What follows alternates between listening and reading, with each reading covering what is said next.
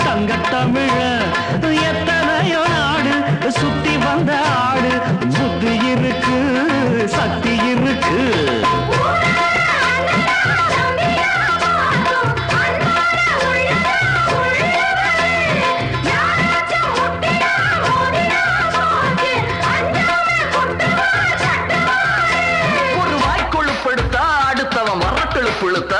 அவன் தோல் உரிப்பவன்டா தமிழச்சி பால் குடிச்சவன்டா